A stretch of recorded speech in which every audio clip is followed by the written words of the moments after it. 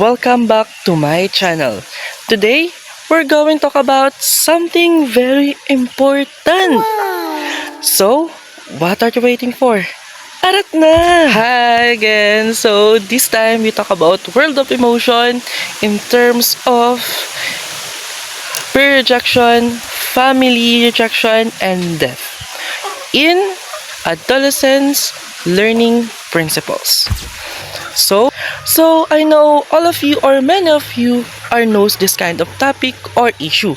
So, how children and adolescents are affected by experiences like peer rejection, losing someone they love, or even parent rejection, and how this affect their learning. So, let's talk about. As a future educator or even as a learner ourselves, it's important to understand that students are not just learners in the classroom. They are also emotional individuals dealing with real life struggles.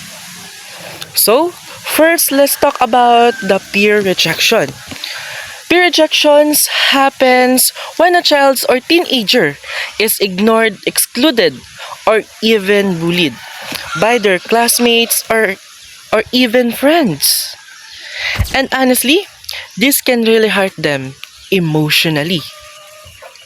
When students experiences this kind or they may feel lonely, unwanted, or even lose their confidence in themselves. Some may stop participating in class, avoid group activities, or even lose interest in school altogether. And that's why, in child and adolescents learning principles, we're reminded that learners need to a safe and inclusive environment. When students feel accepted, they become more confident, active, and motivated to learn. Hi, so our next topic is experiencing death or loss. I know many of you are experiencing this kind of topic or issues, but let me share a thought or according to a research, let me share a few.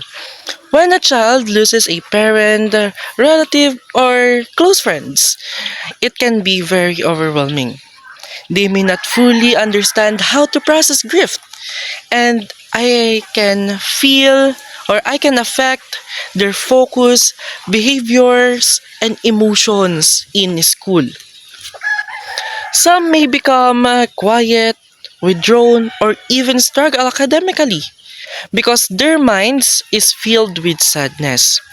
In situation like this, learning principles remind us that emotional support is just important as academic teaching.